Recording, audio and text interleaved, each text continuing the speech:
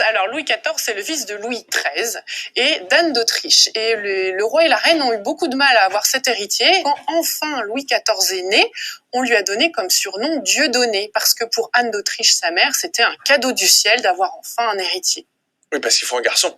Ben oui, il faut un garçon parce que quand Louis XIII est mort, Louis XIV est devenu roi, mais il est devenu roi très jeune. Il est devenu roi en 1643 à 5 ans.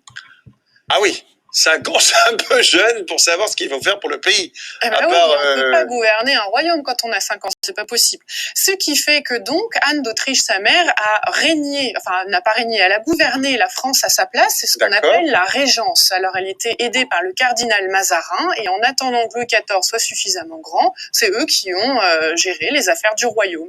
Pas mal, et ça s'est bien passé?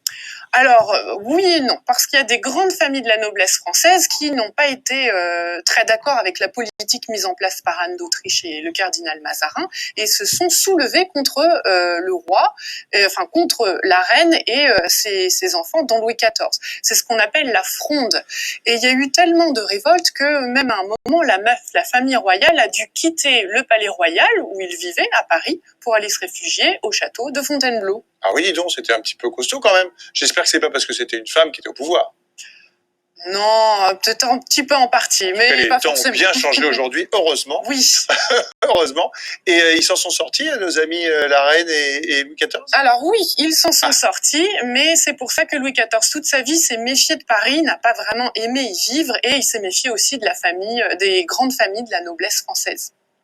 Alors, c'est pour ça aussi que quand Mazarin est mort, quand Louis XIV avait 23 ans, en 1661, le roi a décidé de gouverner seul, entouré de ses ministres en qui il avait confiance.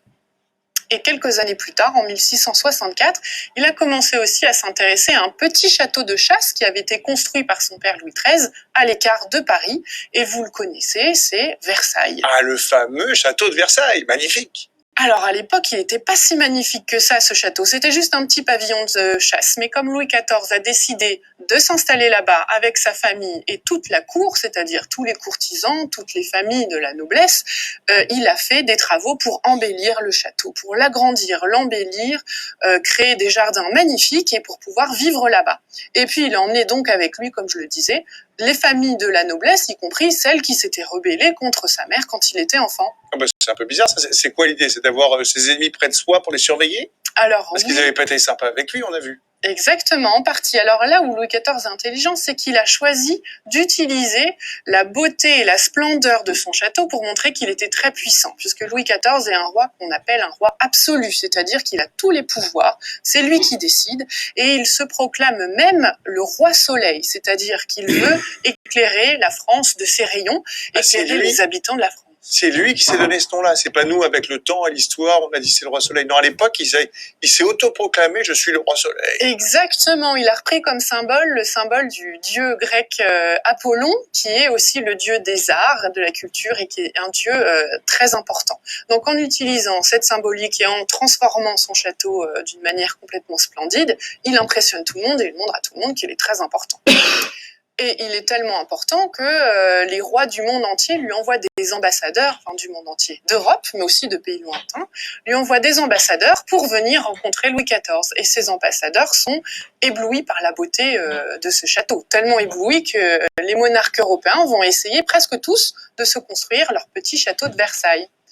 Alors, ils sont reçus, ces ambassadeurs, notamment dans une grande salle immense qui s'appelle la Galerie des Glaces. Ah, très connue. Oui, elle fait 73 mètres de long, elle s'ouvre sur le jardin par 17 fenêtres, elle est décorée de 357 miroirs, des grandes glaces, et c'est pour ça qu'on appelle cette pièce la Galerie des Glaces d'ailleurs. Ouais, 357 miroirs, ça fait beaucoup, hein.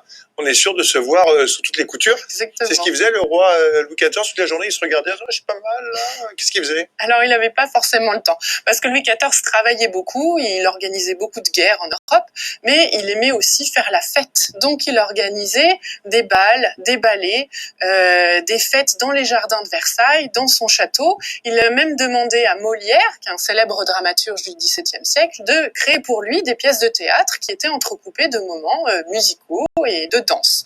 Et chaque œuvre, chaque pièce de théâtre, chaque fête, chaque ballet était l'occasion de montrer qu'il était le roi soleil, qu'il était puissant.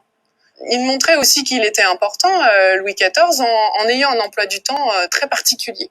C'est-à-dire que le matin, il se levait et il s'habillait en public. Comment ça en public? Il allait dans la rue, il mettait son petit slip, son petit pantalon et tout ça dans la rue devant les gens? Alors c'est plutôt l'inverse. En réalité, c'est sa chambre qui devenait un lieu public. Les grandes familles de la noblesse se battaient presque pour avoir l'immense faveur d'être là à ce qu'on appelait le lever du roi et pouvoir faire une action, par exemple lui tendre une serviette, etc. C'était vu comme une récompense très importante. Alors cette organisation de l'emploi du temps que le roi s'est imposé toute sa vie jusqu'à sa mort et qu'il a imposé à la cour, on appelle ça l'étiquette.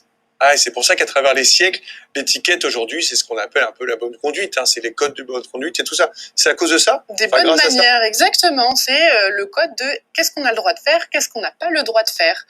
Et cet emploi du temps était tellement rodé et les courtisans étaient tellement en recherche de faveur qu'à la fin, ils ne songeaient plus à se rebeller contre le roi. Ils n'avaient pas le temps. C'est un malin, hein.